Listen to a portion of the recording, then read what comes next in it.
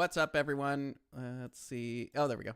Kevin here from Skywatcher. Welcome to another episode of the What's Up Webcast. We do this every Friday, 10 a.m. Pacific, right here at the Skywatcher USA YouTube channel. We cover everything from what's up in the sky to equipment to helpful tips and tricks. And of course, at the end of the month, we have a special guest to talk about their specialty in the field of astronomy. So it is Friday, July 18th, 2025. That's when this episode was recorded. All episodes, unless we say otherwise, are live. So this is live, but they're all also recorded and saved. So if you want to go back and check out any of the topics that we've done, we have a massive library of stuff that covers a ton of stuff.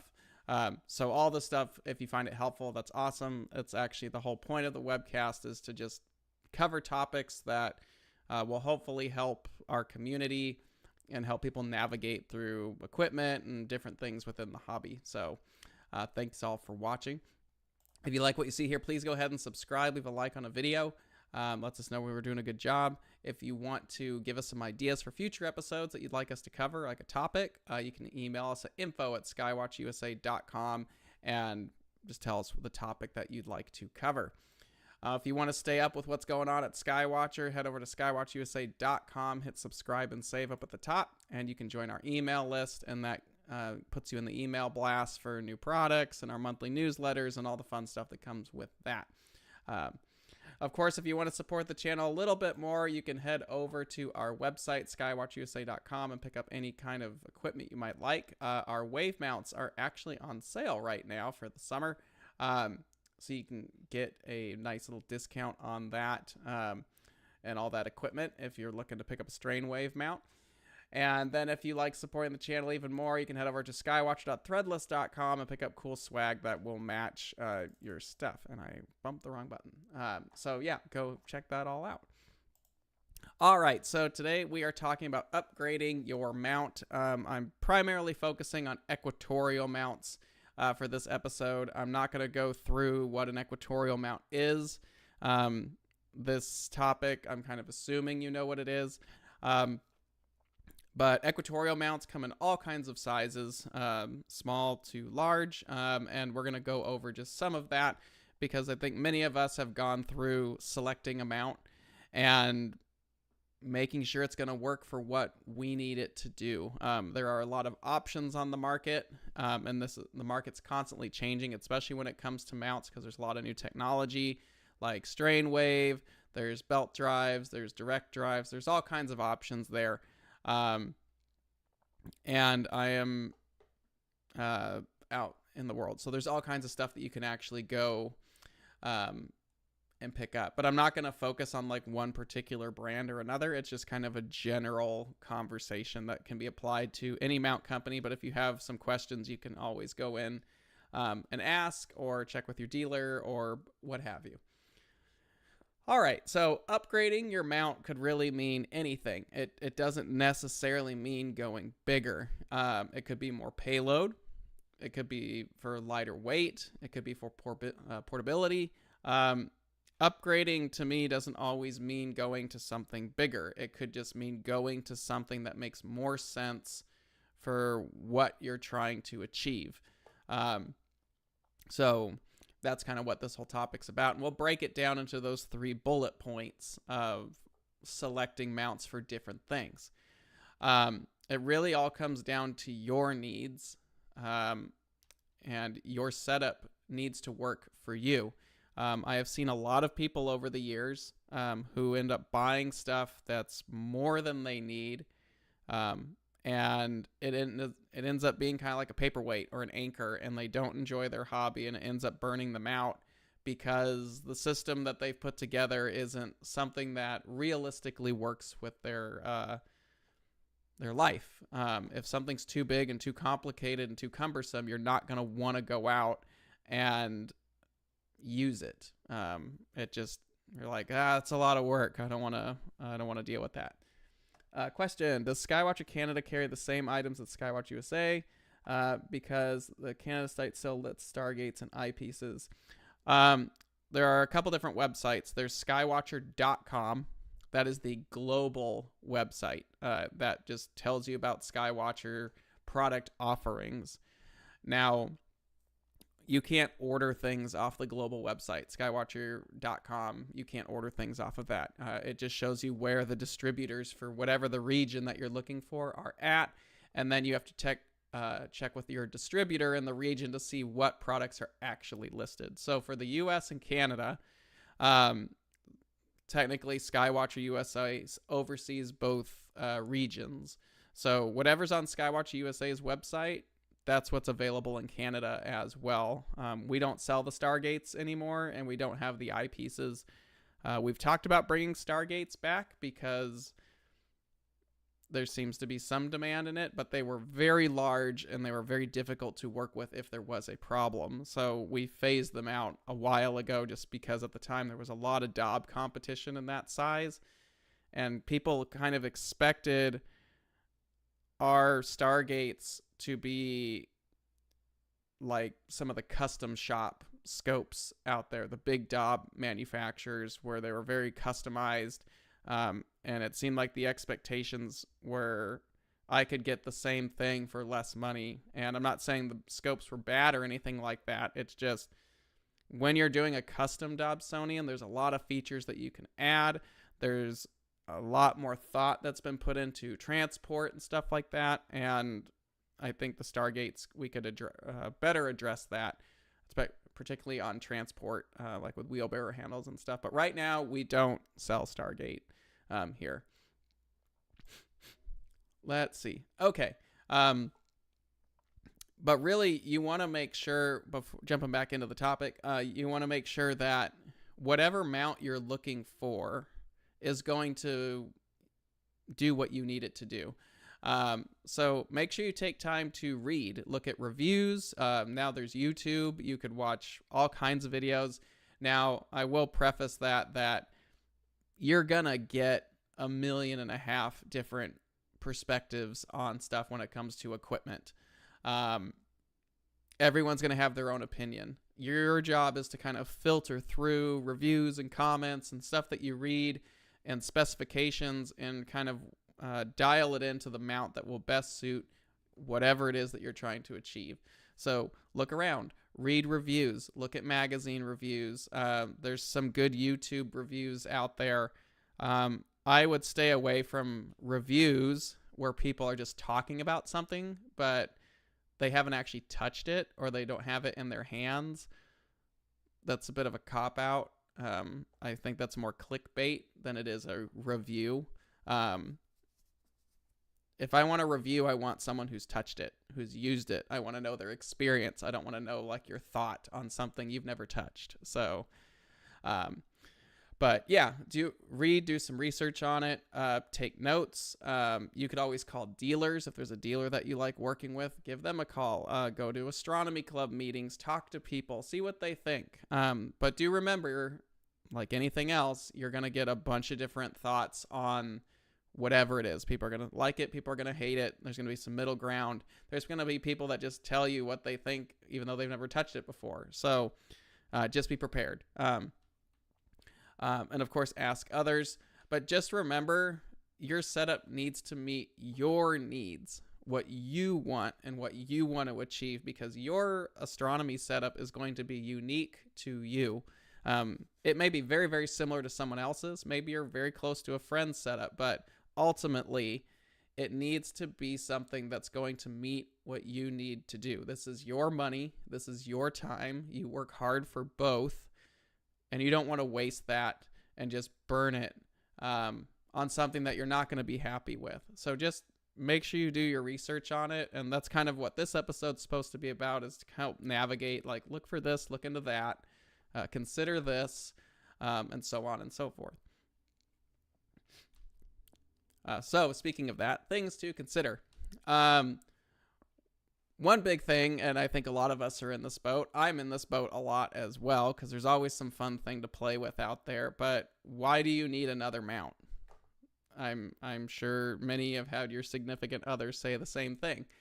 Why do I need a mount? Why do you need another telescope? Why do you need that camera? Why do you need that eyepiece? Blah, blah, blah, blah, blah, blah, blah. But you should probably be asking yourself that before you dump a bunch of money into more equipment. Why do you need this? Is there something that this sample or this item is going to do that what you have won't. So what is your goals? That's probably the biggest thing.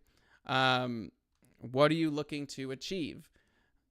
Those are things that you probably really need to take into consideration. For example, really quick, let's say you're an astrophotographer, you're just getting into it. You started on a tripod doing Milky Way work, wide angle stuff, and then you got yourself a sky tracker like a Star Adventure or a Polari or all the other ones that are out there, Move, Shoot, Move. There's a bunch of them. And you got this little tracker, and that was your little step in to doing stuff and with astrophotography.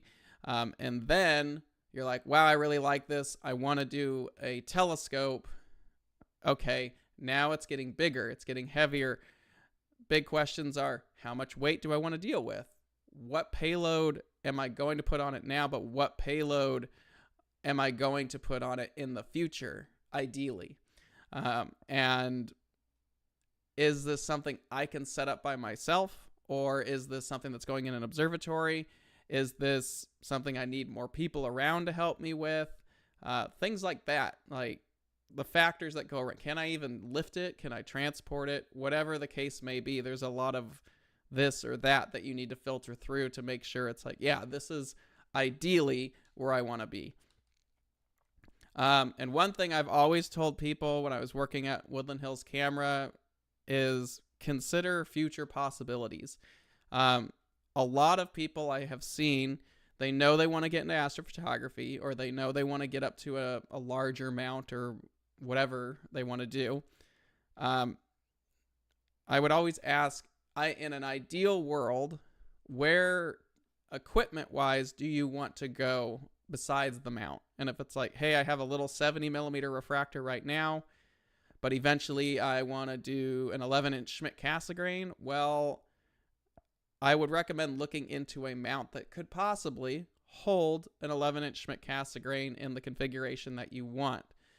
Because a lot of times I have actually seen people dump their money into something that they know probably won't do what they want long term, but they know it'll do what they want short term. And a year or two later, they're back in the store and they're like, I want to upgrade. Well, now you've got to either keep the mount that you've spent money on, or you have to sell it or give it away, or whatever you want to do with it. But you ended up just spending more money because you bought the little thing that you wanted, and now you're going to a bigger thing. If you know down the road you're going to end up with this and you find that you can handle it and you just have to save a little bit more or spend a little bit more or whatever in your financial situation is, I always tell people to buy a level above what you think you're going to need. Because in a year from now, you're not going to be the same person that you are right now. Your needs are going to change and evolve. And I honestly prefer growing into a system and not hitting the ceiling really quickly with your system. So, because this equipment is expensive. So I find it's easier to rip the Band-Aid off once, cry once, and then you'll never really think about how much you spent on it because it's doing what you want to do and you've got room to grow. Let's see. Question: How tight do I have to do the alt as clutch on an EQ6 mount? The scope becomes disbalanced when I change an eyepiece.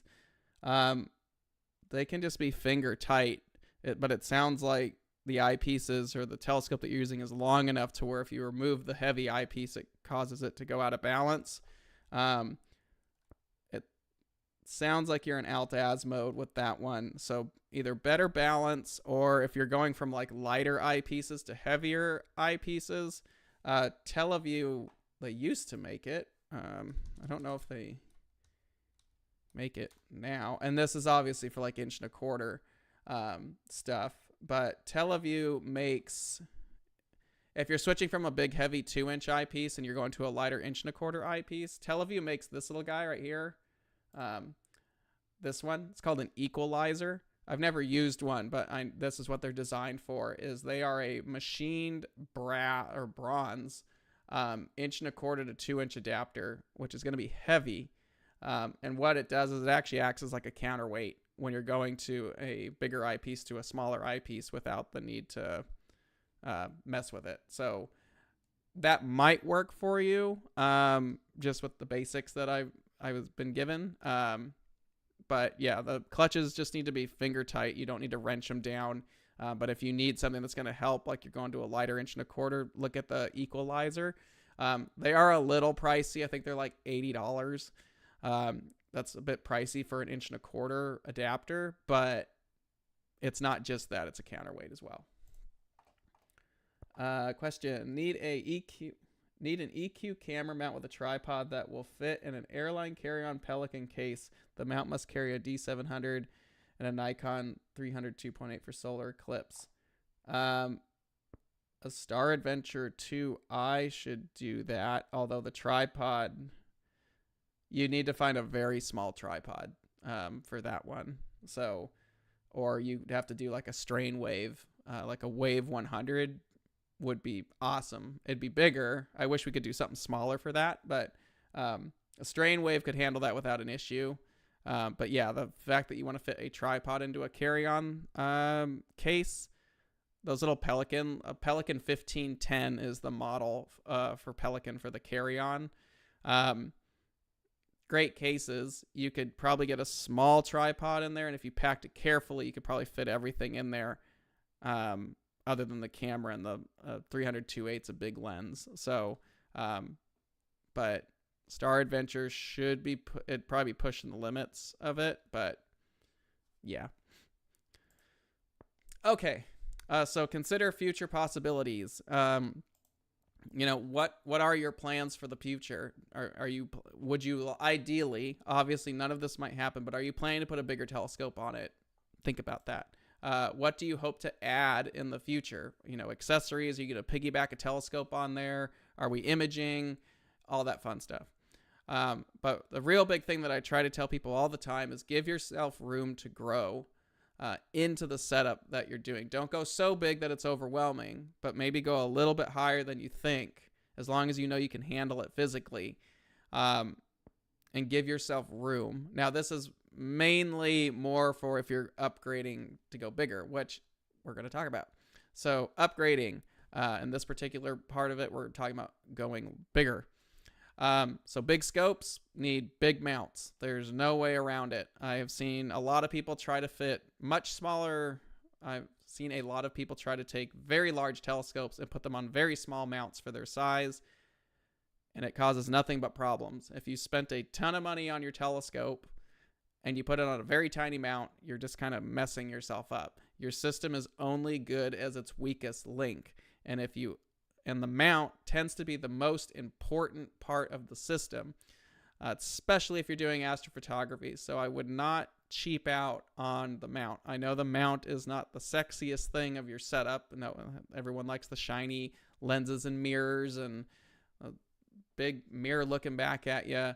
That's really cool, but you could have the best telescope in the world, and if it's on a mount that can't effectively hold the system, it's worthless. So make sure you're getting a mount, particularly when we're upgrading to larger mounts. You should really take into consideration all the factors that are going to go into this. You want to consider your entire payload. This is the scope. Are we piggybacking a telescope on it? Are we imaging with it? Are we putting big eyepieces on it? Are we putting cameras? Are we using an OAG? Are we using a piggyback guider? All those things go into play when we're thinking about this. And, scope, accessories, all that you need to think about, and make sure you give yourself room to spare as well. Just because a mount says, hey, I can hold 100 pounds of equipment, doesn't mean you should throw 100 pounds of equipment on it. It won't hurt the mount. It can clearly hold it. However, when you start to max a mount out, you're going to run into rigidity issues. So if there's any kind of breeze, if it's not set correctly, like if you're sitting on a concrete pad and it's not on a pier that's isolated and you're walking around, you're going to get vibrations. Dampening times are going to be affected. So if you are walking around it and there's some jiggle movement on it, it's going to take a lot more time to dampen that down, especially when you're doing slews. So you want to try to not over tax a mount. or else you're just going to cause more headaches for yourself. So if you're going to a big telescope, you need to make sure you have a mount that's going to complement a big telescope.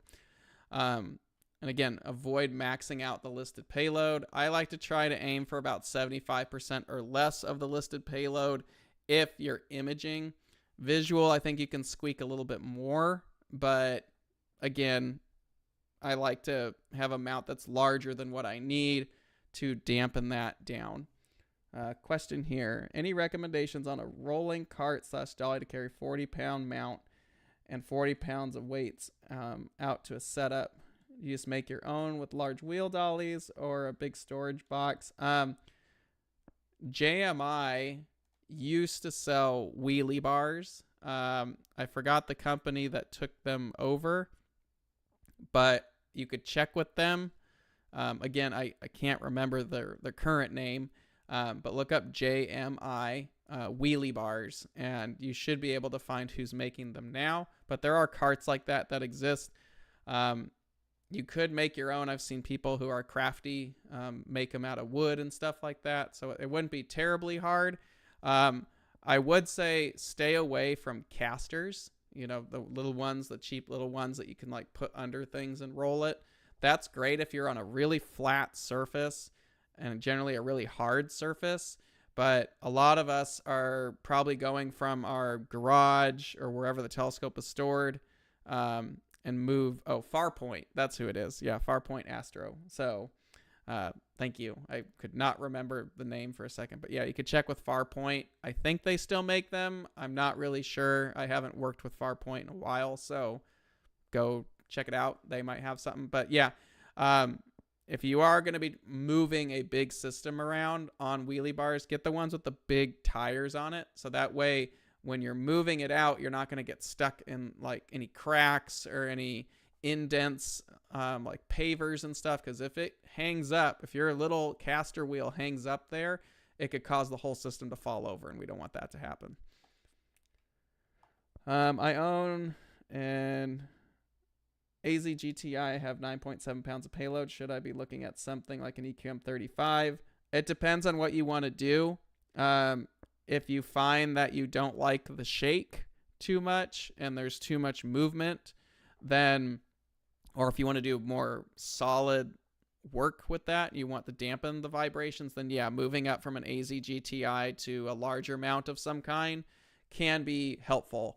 It really just comes down to your personal needs. If you're okay with the setup, maybe don't spend the money. But if you're like, hey, I'm really annoyed that it vibrates all the time and it jiggles and I wish it didn't do that when I focused and all that, then yeah, maybe going up to a larger mount would be better. So, but particularly with imaging, I would recommend staying 75% or less of the listed payload just to make sure you've got some room for dampening time and reducing vibrations and wind. And then, of course, if we're talking big mounts, are you using it in the field or is it going in an observatory? If it's going in an observatory and you only need to take a couple friends to lift it once, then I guess get the biggest thing you can afford that fits in your space. What I like about going to bigger mounts, I tend to like bigger mounts because they allow us to use whatever equipment we're going to want to use. As long as it's within the payload capacity, you can always look and be like, hey, I'm putting in an observatory. I'm going to put a big astrophysics mount or a big paramount in there or an EQ8R, and I'm only using this equipment right now. But in the future, you spent a bunch of money on the mount, and now you can basically put whatever you want on it. That's, if you're building an observatory, that would be my recommendation, is get the biggest mount that you can afford that fits within the observatory, because you're only moving it once usually, and then you're just up. You can pretty much put whatever you want on there. That's awesome. Another thing, though, when we're talking about selecting larger mounts, particularly on, this is really for any mount, is when we're starting to talk about big refractors. And this, I would probably say 4-inch and larger, especially when you get to 5-inch and bigger. Refractors tend to get a little long. And this is a picture of my Stellar View 180, 7-inch f7 APO. It's like 5 feet long, very similar to the length of the like EvoStar 150 or like the C6R from Celestron. There's a lot of refractors that are pretty big as far as how long they are. And that can be a problem when you're on a mount that's too low to the ground. You can get pier extensions for some mounts. That can be helpful. I had the issue is when I got this telescope, the tripod that I had for my EQ8 was too short to the ground. So I could use it, but if I was going up to zenith, we were like 1.5 feet off the ground. And we don't want to be in the desert. We don't want to be on the ground in the dirt with all kinds of creepy crawly junk. So I ended up getting a bigger tripod, a Losmandy G11 tripod that goes higher. And that raises the mount quite a bit, where it makes the telescope a lot more usable across all regions of the sky. And with refractors, I would always tell you to go bigger than you think you're going to need regardless, because refractors have a very long tube, which gives you a long moment arm, and it takes a lot more force to move that moment arm around the sky accurately. So if you're putting it on a small mount, you're starting to tax the mount because a lot of this moment arm is hanging off the axis of the mount. A really good example is Celestron C6R on their AVX mount. Can the mount hold it? Yes. Does it work? Yeah. It's really not ideal because that scope is fairly long. Yeah, it's lightweight for what its size is, but it's long. So it causes you problems. It would be much better fitted onto like a C-Gem mount, something that's bigger, more robust, that can handle the torque that it's going to require to move that tube. So when we're talking about big refractors, it doesn't matter if it's a big and fancy triplet or just a C6R achromat. If you have a big refractor, you want to make sure the mount is really up to the task of not really handling the weight so much, because for their size, it's not terrible, but the length, and you want to be able to dampen that down. So if you see it, like, for example, our EvoStar 150, that's like a 20-pound, 6-inch ED doublet. Doesn't weigh that much, weighs 20 pounds. It technically could fit on an AVX or an HEQ5. It would work. Ideally, though, because of the length of the tube, I would recommend stepping up to like an EQ6R or a C-Gem or a G11 from Losmandy, something in there, because the mount will be able to handle the length of the tube a lot easier rather than it's straining to move that big tube. And it gets even worse when we're doing imaging and you've got this big old camera arrangement set up on the back, because that's even more weight that mount's going to have to move with the torque. Question, I am leaving my mount outside covered. Is that all right given the summer heat and humidity?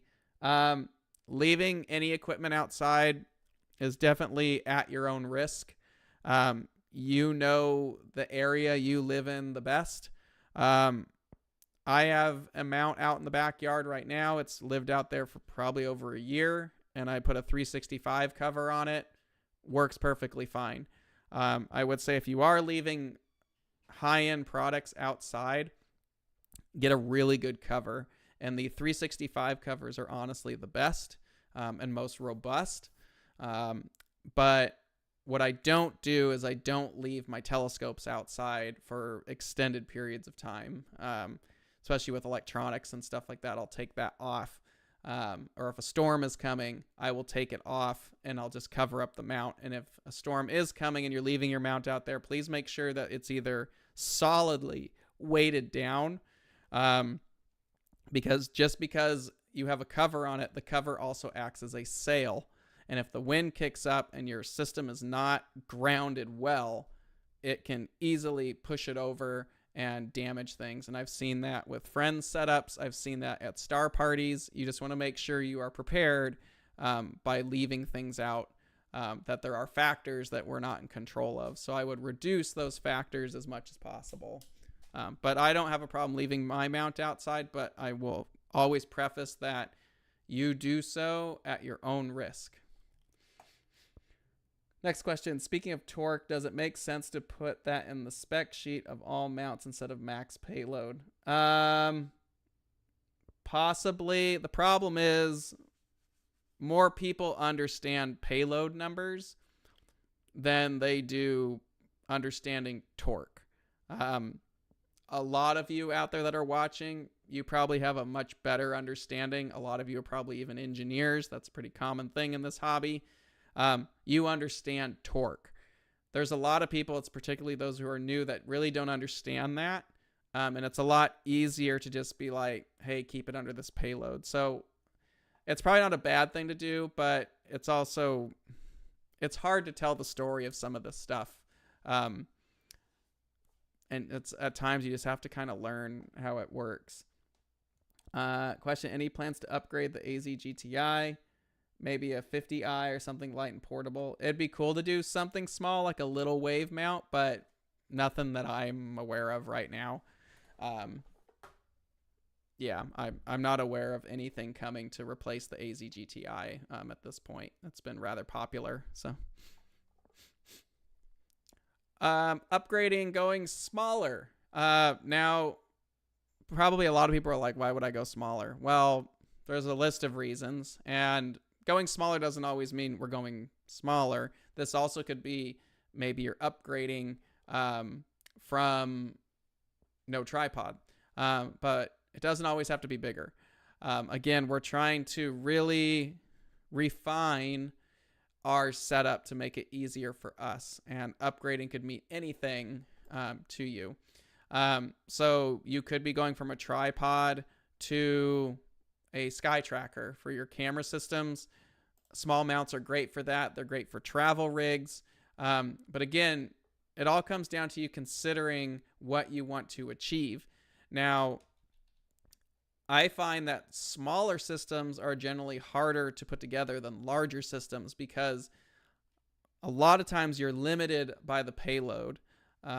Little mounts obviously get maxed out very, very quickly in comparison to their larger brothers. So that limited payload is going to be your framework ultimately. And if you're using this as a travel system, your space is limited too. So if travel is the goal for your mount, you need to make sure that you pay attention to the limitations for your space and payload. And I think we actually did an episode not too long ago about building a travel rig. Really, if you're trying to build a system that is made to basically grab and go, or you're flying with it, you really need to understand the limitations of the airlines that you fly with, or the rental car, or whatever is going to be your limiter. That's what you should focus on, especially if space is really the defining thing rather than payload. One thing I would say for those looking to go to smaller mounts, I would really recommend that you truly understand the payload that you're putting on the mount, because you can easily overtax a smaller mount. And I see a lot of people that try to go take a big telescope and shove it on a little mount for the convenience, and you're not going to get the performance that you want. So the smaller mounts, and when you're going smaller, is all about convenience, and it's all about space. So I would build a very tiny setup around that. So if you've got like a 60 or 70 millimeter refractor and you don't want to lug around a big old mount, you might have to look at something that really complements that scope. Maybe it holds like 20 pounds or something like that, like our EQA L55i or some of the smaller stuff. That becomes very helpful, but you really need to know your whole setup and what you're planning to do with it, because like I said earlier, a smaller mount is going to get taxed way faster. Question, I am in the process of putting together an Astro package together, an ASCAR 71 scope and a 585 MC camera on a Skywatcher GTI. Should I look at upgrading the mount? I'm not familiar with the ASCAR. I know about the ASCAR 71, but I don't know anything about like its weight. But let's see. Specifications. Okay, so the telescope weighs fully loaded telescope is 6.6 pounds, and then you're adding all your stuff on there, you're probably getting pretty close to the limit of a GTI by the time you put the camera on there and everything. It could probably work, but any kind of wind or something might give you a hard time. You could always look at upgrading the tripod to something bigger and more solid, and then that might help you. But you're right on the cusp of the Star Adventure limits on this one. So you could probably squeak by with it, but I think in the long term, unless it's all about convenience, the long term, you probably want to go to something a little bit more rigid, like a Wave 100 mount or an EQ AL55i or something similar from whatever company you prefer working with.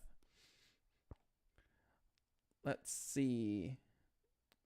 Any updates on adding calibration stars, an easier way to add RA and deck with a SynScan hand controller? Nothing that I'm aware of right now. We always ask for stuff, but the engineers only have so much bandwidth when they're handling stuff as well, so I don't know any updates for the hand controller right now. I would like to see that in there, though.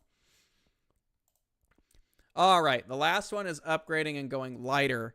Going lighter is something that I think many of us have started to look at because there's a lot of options coming onto the market nowadays that make more sense for going to a lighter setup, and that's really in part to the strain wave technology that's coming out now.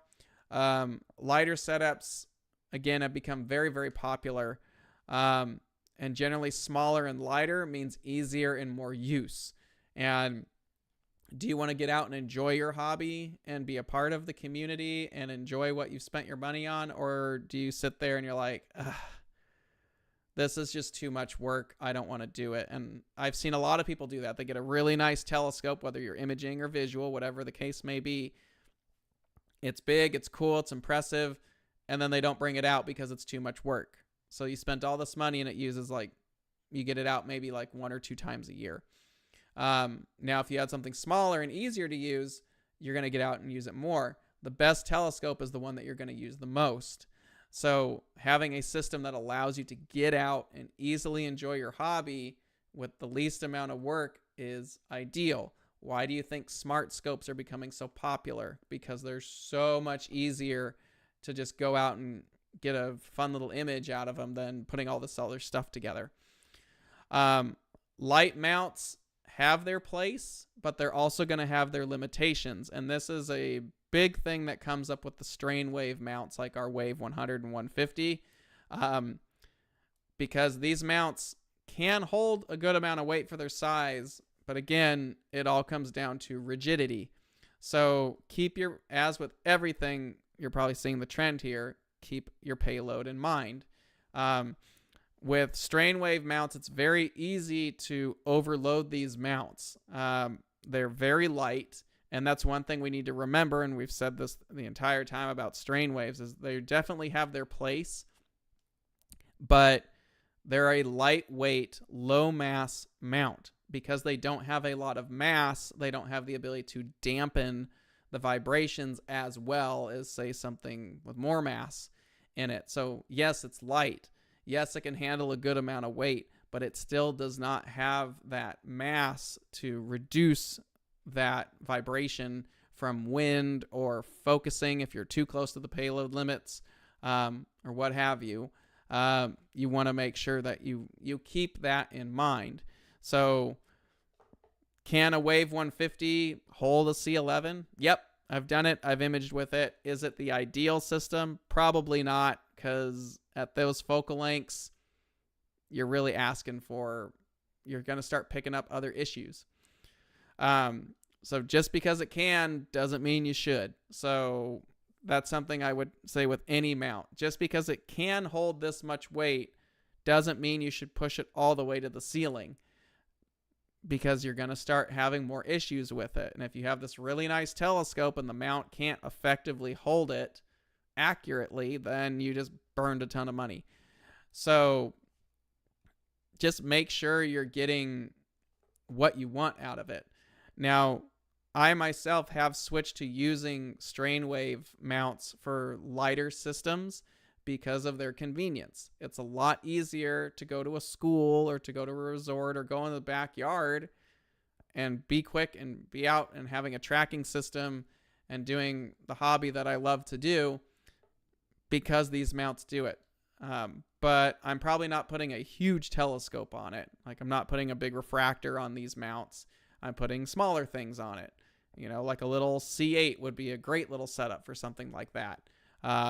But just keep in mind, especially if you're going lighter, that there are going to be trade-offs with that. You know, if you've got this big 10-inch Schmidt Cassegrain and you're like, oh, I want my tube, but I need it on something lighter, there's trade-offs. So strain wave mounts and these lighter weight mounts, they can be great if you want to get out and do more stuff. Just also remember that your bigger telescope might not be the best fit for that system. Let's see. Question. How will I be able to align the dual scope on the 100i in AZ mode? You're going to need either guide rings or a tangent plate, something that can like pivot and move around. Like ADM sells them. They're a little pricey for what they are, but they work really well. And I do like, they're called Max Guiders. ADM makes those.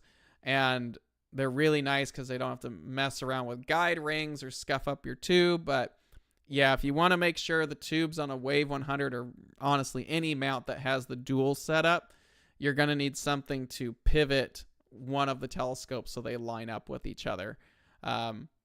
If they're close, then maybe you can just like wedge something under in the ring or something like that to adjust the tube a little bit. But the easiest way to do it is either with a pair of guide rings, or if you want to spend a little bit more and you don't mind the extra weight, get yourself one of the Max Guiders from ADM, and that'll allow you to pivot and adjust the tube anywhere you want to go, and you don't have to deal with all the screws and stuff with the guide rings.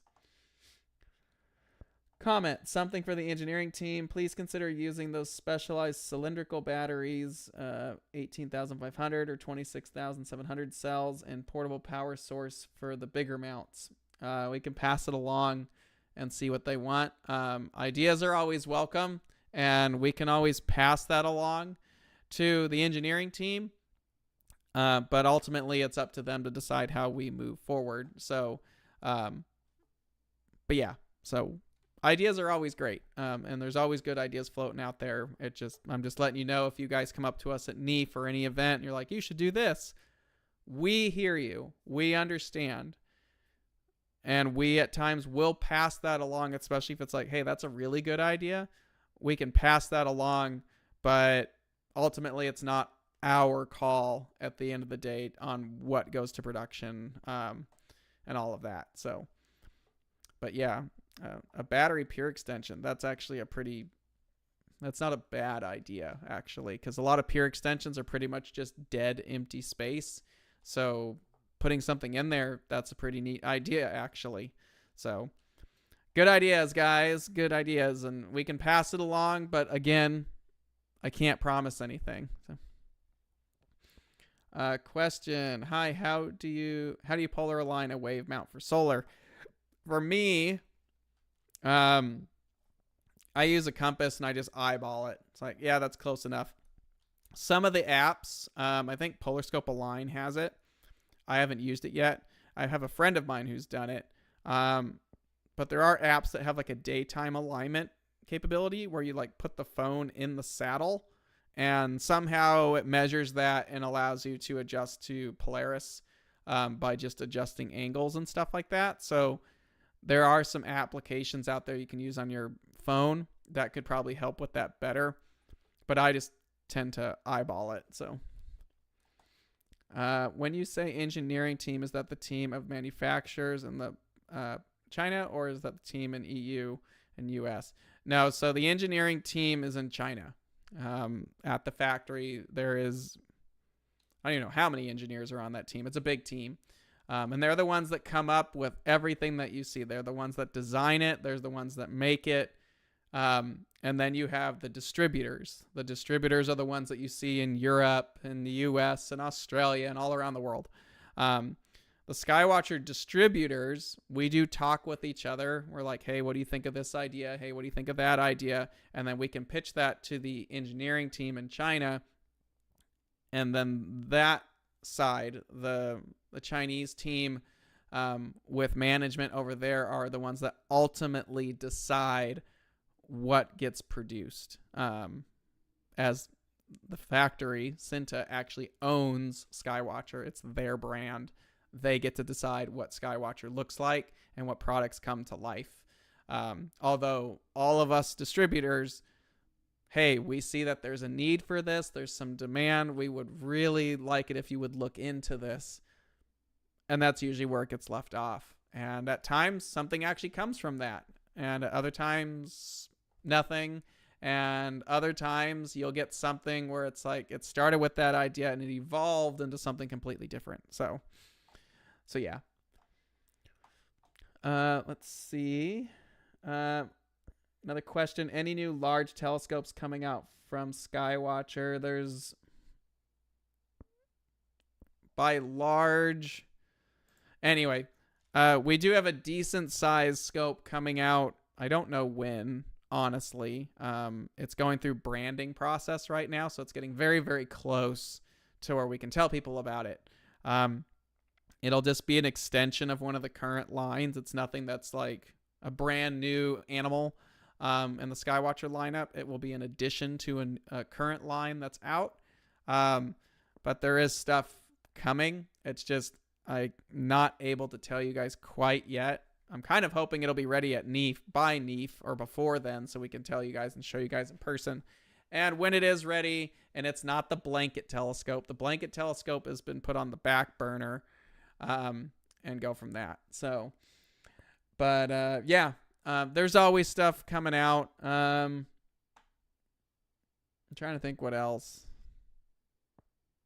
There's a lot of stuff that's in development right now. It's just, I don't know when and where or if it's going to become a reality or not. A lot of experimenting. So it's not a 10-inch F15 Mac. Sorry, it's not a 10-inch Mac. So next question. How would I know the current firmware for my AZ-EQ6 and does it have firmware update?